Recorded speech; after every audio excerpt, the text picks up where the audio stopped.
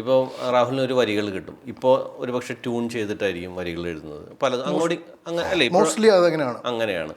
പക്ഷെ ഒരു പാട്ട് ചെയ്യുമ്പോൾ അതിൽ ഏത് ഇൻസ്ട്രുമെൻ്റൊക്കെ വേണം, ഏത് ഇൻസ്ട്രുമെൻ്റ് വേണ്ട, അതെങ്ങനെയാണ് ഒരു സംഗീത സംവിധാനം തീരുമാനിക്കുന്നത്? അതിപ്പോൾ സിനിമ സംഗീതമാണെങ്കിൽ തീർച്ചയായും ഞാൻ പറഞ്ഞില്ലേ, ആ സിനിമയ്ക്കൊരു ഒരു ഒരു ഭൂമികയുണ്ട്, അല്ലെങ്കിൽ അതിനോട് ചേരുന്നത് എന്താണ് എന്ന് ചിന്തിക്കുന്നൊരു സംഭവം ഉണ്ടല്ലോ.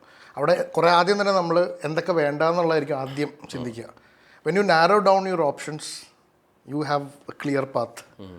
ഇപ്പം എൻ്റെ അടുത്ത് ഇപ്പോൾ ഒരു അനീഷിൻ്റെ അടുത്തൊരു just make something really good എന്ന് പറയുകയാണെങ്കിൽ ഞാൻ ഏറ്റവും കൺഫ്യൂസ്ഡ് ആയി പോകും, എത്ര സ്വാതന്ത്ര്യം തന്നാലും എത്ര സമയം തന്നാലും. അപ്പോൾ എനിക്ക് തോന്നുന്നു സിനിമയ്ക്ക് ഏറ്റവും വേണ്ടത് ഫസ്റ്റ് ഒരു most narrowed down version of the director, ഒന്ന്. രണ്ടാമത് ഡെഡ് ലൈൻ. ശരിയാ, എന്നാലേ പ്രഷറിൽ ജോലി ചെയ്യാൻ പറ്റുള്ളൂ അല്ലേ. പ്രഷറിനുപരി ഡെഡ് ലൈൻ ഉണ്ടെങ്കിൽ you will get it done. അല്ലെങ്കിൽ യു വിൽ ഹാവ്, ഞാനിപ്പോൾ പറയുക, ഞാൻ 1.5 വർഷത്തിൽ എനിക്കൊരു സാധനം ഇറക്കണം എന്ന് പറയുകയാണെങ്കിൽ ഞാൻ ആ 1.5 വർഷത്തിന് ഒരാഴ്ച മുമ്പായിരിക്കും കമ്പോസ് ചെയ്ത് തുടങ്ങുക. ശരിയാ, അതുവരെ അരിവെപ്പ് അറിയും.